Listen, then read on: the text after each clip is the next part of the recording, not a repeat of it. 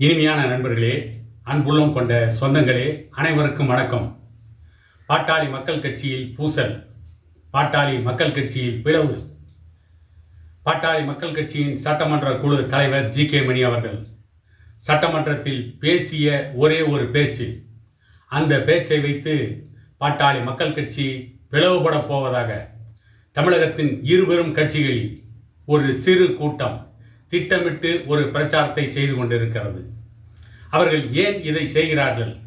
இதில் எப்படி ஒரு சில பாட்டாளி மக்கள் கட்சி இளைஞர்களும் தெரியாமல் அந்த வலையிலே வீழ்ந்தார்கள் என்பதை பற்றியும் இந்த காணொலியில் சற்று விரிவாக காண்போம். தமிழக சட்டமன்றத்தில் கல்வித்துறை மானிய கோரிக்கையின் மீது பேசிய பாட்டாளி மக்கள் கட்சியின் சட்டமன்ற குழு தலைவர் கலைஞர் பெயரில் ஒரு பல்கலைக்கழகம் அமைக்க வேண்டும் என்று பேசிவிட்டார். இதை பற்றித்தான் இன்றைக்கு மிகப்பெரிய பேசுபொருளாக்கி இருக்கிறது பல ஊடகங்கள்.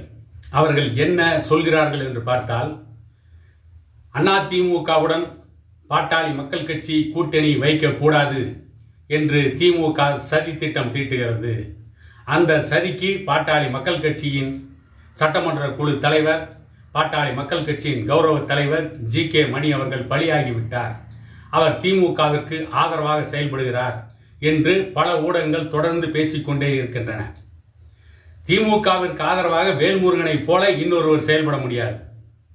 திமுகவுக்கு ஆதரவாக திமுகவில் இருப்பவர்கள் எந்த அளவுக்கு முட்டு கொடுக்கிறார்களோ அதை போல பாட்டாளி மக்கள் கட்சியினுடைய தலைவர் ஜி.கே. மணி அவர்கள் திமுகவிற்கு முட்டு கொடுக்கவில்லை. இதன் பின்னணியில் நடக்கின்ற இன்னொரு சதி என்னவென்று பார்த்தால், பாட்டாளி மக்கள் கட்சி எந்த கூட்டணி அமைத்தாலும் அந்த கூட்டணியில் பாட்டாளி மக்கள் கட்சிக்கு உரிய பிரதிநிதித்துவம் கிடைத்துவிடக்கூடாது, அதை வைத்தே பாட்டாளி மக்கள் கட்சி தமிழக அரசியலில் வீழ்த்திவிட வேண்டும் என்று ஒரு சதி திட்டத்தை தமிழகத்தின் இருபெரும் கட்சிகள் திட்டமிட்டே அரங்கேற்றி கொண்டிருக்கிறார்கள். அதன் விளைவுதான் பாட்டாளி மக்கள் கட்சியின் தலைவர், கௌரவ தலைவர் ஜி.கே. மணி அவர்கள் மீது திட்டமிட்டே இப்பொழுது பிரச்சாரத்தை ஊடகங்களில் செய்து கொண்டிருக்கிறார்கள். கலைஞர் இருக்கும் பொழுது கூட அவரை நேருக்கு நேராக ஜி.கே. மணி அவர்கள் வாழ்த்தி இருக்கிறார். கலைஞர் இருந்த பொழுது ஜி.கே. மணிக்கு தூது அனுப்பி இருக்கிறார்கள். எங்கள் கட்சியில் இணைந்து விடுங்கள், உங்களுக்கு நாங்கள் அமைச்சர் பதவி தருகிறோம் என்றெல்லாம் திமுக ஆட்சியில் இருந்த பொழுது ஆசை காட்டினார்கள். அந்த ஆசைக்கெல்லாம் பலியாகாமல் இன்று வரை பாட்டாளி மக்கள் கட்சியில் தொடர்ந்து செயல்பட்டு கொண்டிருப்பவர் தான் பாட்டாளி மக்கள் கட்சியின் சட்டமன்ற குழு தலைவர் ஜி.கே. மணி அவர்கள்.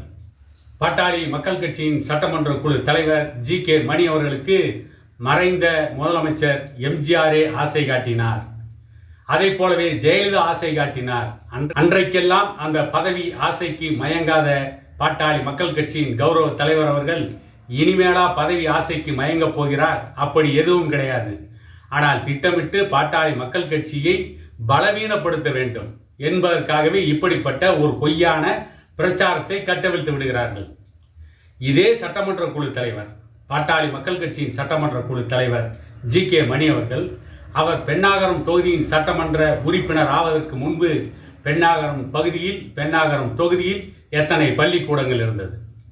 அவர் சட்டமன்ற உறுப்பினர் ஆனதற்கு பிறகு 200க்கு மேற்பட்ட பள்ளிக்கூடங்களை ஆட்சியாளரிடம் மன்றாடி வாதாடித்தான் பெற்றிருக்கிறார். ஆட்சியாளரிடம் சண்டை போட்டு வீதியிலே நின்று போராடி பெறவில்லை.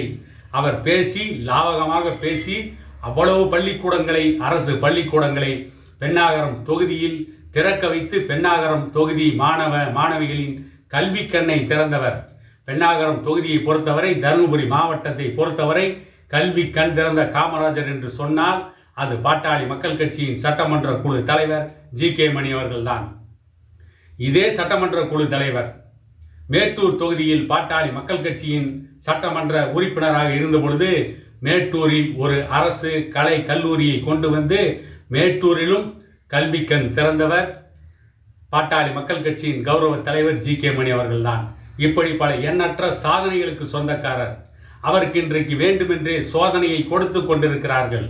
தமிழகத்தில் ஆட்சி நடத்திய இருபெரும் கட்சிகள், இன்னொரு தேசிய கட்சி, இந்த 3 பேருமே சேர்ந்து அல்லது இந்த 3 பேரும் தனித்தனியாக மறைமுகமாக பாட்டாளி மக்கள் கட்சியில் குழப்பம் இருப்பதாக ஊடகங்களிலே செய்தியை வெளியிட்டுக் கொண்டிருக்கிறார்கள். பாட்டாளி மக்கள் கட்சியுடைய இளைஞரணி தலைவராக முகுந்தன் பரசுராமன் அவர்களை அறிவித்தது டாக்டர் ஐயா எடுத்த முடிவு. அதற்கும் ஜி.கே. மணி அவர்களுக்கும் எந்த சம்பந்தமும் இல்லை. அந்த பிரச்சனை கூட இன்றைக்கு தீர்ந்து விட்டது. அந்த பிரச்சனை முடிவுக்கு வந்து விட்டது. ஆனால் திட்டமிட்டு அதையும் சேர்த்து ஊடகங்கள் இன்றைக்கும் திட்டமிட்டு பொய்யான பிரச்சாரத்தை கட்டவிழ்த்து விட்டு கொண்டிருக்கிறார்கள். ஜி.கே. மணி அவர்கள் வகித்த தலைவர் பதவி அன்புமணி அவர்களுக்கு கொடுக்கப்பட்டதால் ஜி.கே. மணி அன்புமணி அவர்கள் மீது கடும் கோபத்தில் இருந்தார் என்று தொடர்ந்து ஊடகங்கள் அன்றிலிருந்து இன்று வரை பொய்யான கருத்தையே மக்கள் மன்றத்திலே கூறிக்கொண்டிருக்கிறார்கள். ஜி.கே. மணி அவர்கள் தாமாகவே மனமுவந்து அன்புமணி அவர்கள் தலைவராக இருக்கட்டும் என்று அவர்தான் அதற்கான முன்னேற்பாடுகளை செய்தார் என்பது பாட்டாளி மக்கள் கட்சியுடைய முக்கிய நிர்வாகிகள் அனைவருக்கும் தெரியும். அப்படி இருக்கின்ற பொழுது திட்டமிட்டு இப்படிப்பட்ட ஒரு பொய்யான பிரச்சாரம் ஊடகங்களுக்கு தேவையா?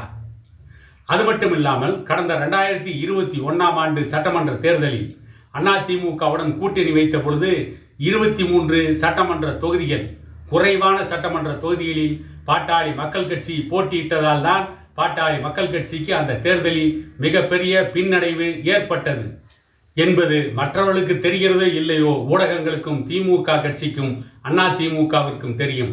இப்பொழுதே பாட்டாளி மக்கள் கட்சி பலவீனமாக இருப்பதாக மக்கள் மத்தியிலே ஒரு பிம்பத்தை உருவாக்கிவிட்டால், மற்ற அரசியல் கட்சிகளிடம் இப்படிப்பட்ட ஒரு பிம்பத்தை உருவாக்கிவிட்டால், எந்த கட்சியுடன் கூட்டணி வைத்தாலும் பாட்டாளி மக்கள் கட்சிக்கு குறைவான தொகுதிகளில் போட்டியிடுகின்ற வாய்ப்புகளைத்தான் தருவார்கள்.